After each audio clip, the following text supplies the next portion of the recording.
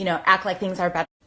Hi, everyone. I'm so excited to be here with you tonight. My friend Ashley is going to be joining me, and we are going to be talking about how we've overcome our perfectionism. It's something we both have been working on, and, we've talked so much about it with each other, and we said, we need to tell everybody some things that have worked for us that no one talks about. And so I'm really excited to have you guys on here with me tonight. I know that so many people can relate to perfectionism. And hi, Laura. Yay. Hi, guys. Hannah, I'm so glad you're here. Rachel. Just really excited. I'm seeing so many people who I've talked to. Hi, Corey. I've talked to just about we try to be so perfect and we try to, act like things are better than they are. And by doing that, we hold ourselves back from so much and we just suffer so much inside. And so it's so important to share. I don't know, I've just started being more vulnerable and wanting to talk to people about it. And so once Ashley hops on, we're just going to tell a few things that have worked for us that we hope will add value to your life and help you. So hopefully, hi, Jackie. Oh, I'm so excited. Jackie's here too, and Carol. Hi, Kim. Oh, this is so awesome. Okay, so yes, I'm going to add Ashley right now. Okay. I'm just waiting for Ashley to join me, and we're going to talk to you guys about overcoming perfectionism. Yes! Hi, babe. Hey! I'm so excited. Hey, we got this to work so far. This is great. Woo! For the recovering perfectionist, so far so good. Doing great. We're doing the best we can. So again, I'm Renee. I am a recovering perfectionist. And I am Ashley, and I am a recovering perfectionist.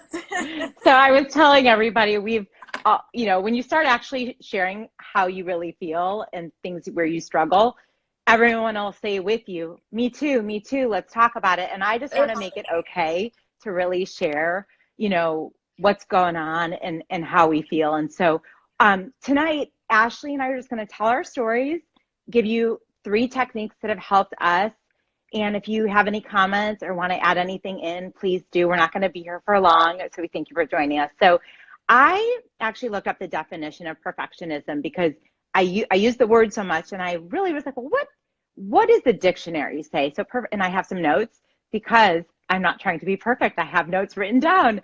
Perfectionism is believing your self-worth is based on your achievements. And it's really refusing to accept any standard short of perfection. And I think for me, I know, a lot of people just don't even try for something in the fear of them not doing perfectly and how they'll be judged and what that will do. So they end up doing nothing at all.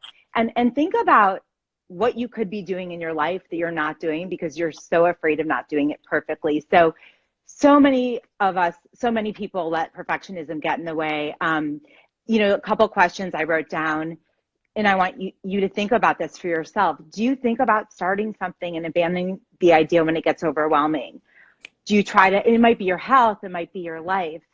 Do you try to make it look like you have it all together? Where you're like, I'm good, I'm happy. You want people to think things are all peachy, and really you're like struggling and you're afraid to talk about it. Like that stinks. So hope we help you with that. And then also, do you just hold yourself to such a high standard and criticize when you make a mistake? I mean, those are very common things we see. So before we share our techniques, Ashley, do you want to share a little bit about your story with everybody? Yeah, definitely. Thank you all for joining us tonight. So I am a recovering perfectionist. I started out, so I'm a health coach as well. And getting to this point has definitely been a bumpy road, a lot of stress and anxiety that has come with feeling like I needed to be perfect, and feeling like I was really, really concerned about what other people would think.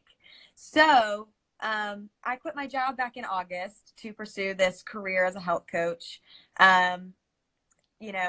Over time, I kind of had that moment where I was like, you know what, I'm going to jump in. And then once I did, I kind of realized, I was like, oh, what did I do? Um, and then, you know, I think having a good support system has really helped. But I'm officially a health coach now, which is awesome. And I'm also an independent consultant with Arbonne. But, you know, during that time, I did start having heart palpitations, anxiety and stress, of really, really, like I said, concerning myself with what other people were thinking of me, and making really concerned about like showing up and being this kind of perfect version, and succeeding in this new endeavor that really stressed me out. And I can't wait to share with all of you like this little technique that I have actually developed as I've learned how to be a health coach and how to actually take care of myself in a holistic way. I can't wait to share with you guys like my technique, but that's my little story. Awesome. Yeah. Well, and of course, I relate to Ashley so much because and I've been really putting myself out there, sharing like my deep, dark, not secret, but truth. I know where my perfectionism stemmed from. I grew up in an incredibly loving family, and I'm so thankful for that. But I do have a sister with mental illness. And when you grow up in a family where one person is struggling, you just have to be okay. I was the oldest of three kids.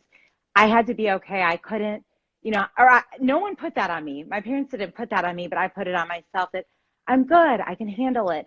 So I think I took that through my life. I thought I was going to be a doctor like my dad.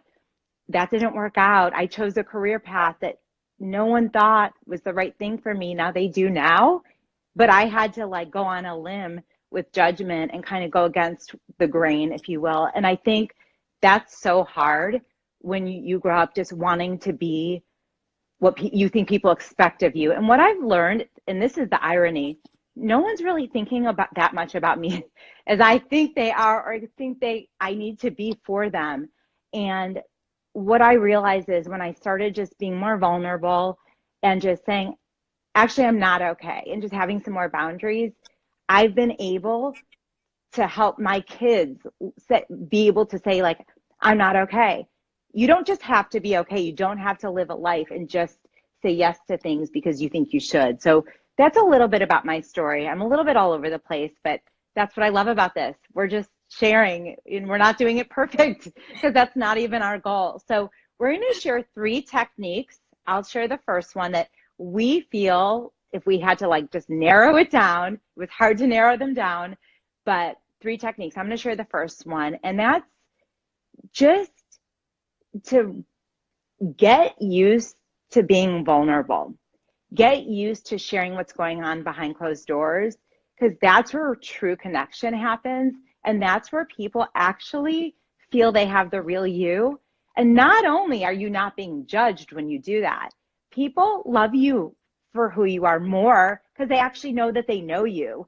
And on the same token of that is be vulnerable with boundaries. Like if you're just not in a good place, or you would have said yes to something because you should, I now say, like, if I know we're asked to do a lot of things all the time as a business owner, as a mom, as a wife, as a daughter, as a friend, and I will now say, I would love to, but I'm overloaded.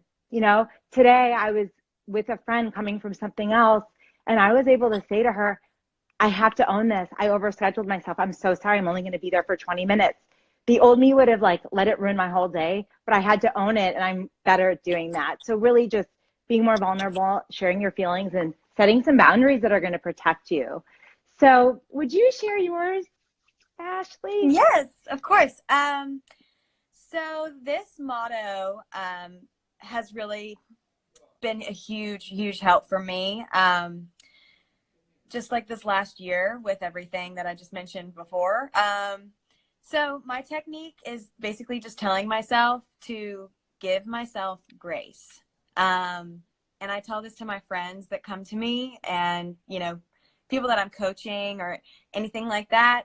This is like what I always tell them. I'm like, give yourself grace. Like when you give yourself grace, you're basically like giving it all up.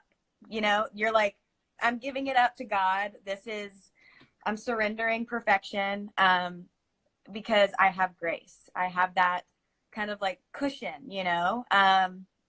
Growth happens in like some of the best, most imperfect moments, right? So honestly, just kind of like revel in that. Allow yourself to be imperfect, because you never know when something might, like something awesome might come from it. But yeah, my whole thing is like giving yourself grace. You know, I always just am saying, like, give yourself grace. Don't be so damn hard on yourself. Like, you're okay. Life is okay. God is on your side. Just give yourself grace, man. That's it. That's my whole thing. I love that. And that kind of flows into the third technique that actually Ashley and I have talked about. I've talked about it with a lot of my friends, my peers, my teammates.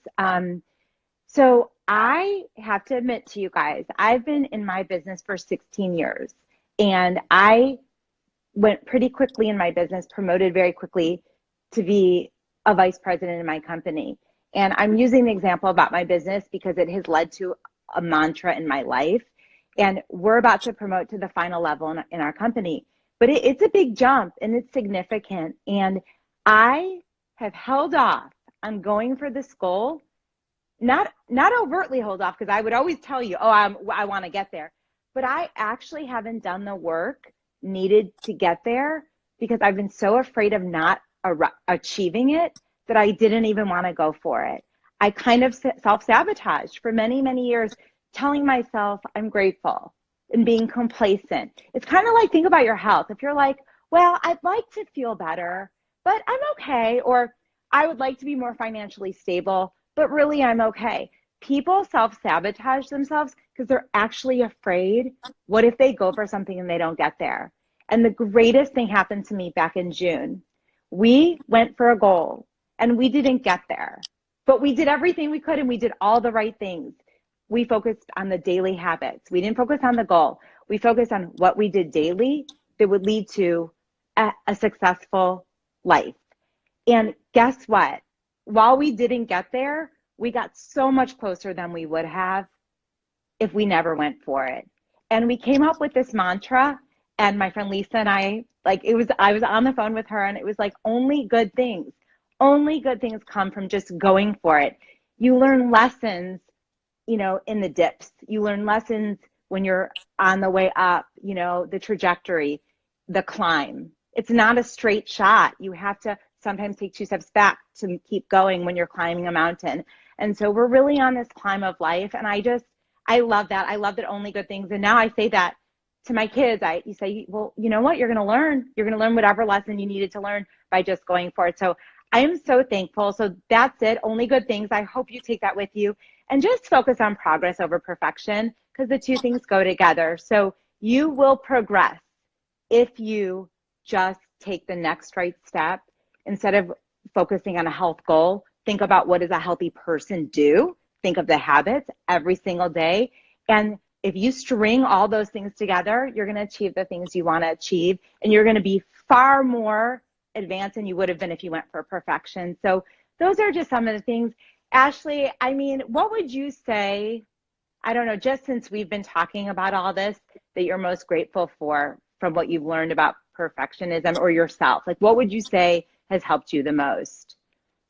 Well, kind of to piggyback off of what you said about progress, not perfection, I actually have that written down on a board that I have in my room. So I see it literally every day. But I think honestly, like, it's a change in mindset. And I think that that's what is important to also remember, is like, it takes work. It's not just gonna like happen overnight. But the more that you kind of teach yourself to have this mindset and to think this way, and to, you know, like the tiniest little steps during the day, you know, like, just if something goes wrong during your day, instead of getting like so upset and so frustrated, because I used to have issues with like over exploding sometimes, you know, and I would like bottle it all in. But now I tell myself my little mantra, the give yourself grace. You're doing great. like just chill, you're fine. Totally. Progress, not perfection. Right. And then it's kind of just a over time accumulation of Right. doing little things. So Yes. that's probably like my biggest takeaway that I've learned. And, Yeah. and to that point, to close, you guys, for me, it's practicing this. You know, you don't just run a marathon. You practice. You Yeah. practice running. You practice your form. You practice healthy eating. You don't just become successful in whatever you're doing. It's practice. So you have to, this is not something overnight. You practice taking it one day at a time, or a half day, or an hour at a time. And the thing is, Ashley and I are both here for you. If you're watching this and you just want to talk with us about it, all we want is to spread the good vibes, spread the only good things mentality, because we get it. We're willing to share it and put ourselves out there. It gives us such joy. So thank you for joining us tonight. Ashley, I love you and I love doing this with you. And I'm just, good things to come when you just kind of like go for it. So have a good night, Yes, ma'am. everybody. And thank you. Thanks, everybody. Love you.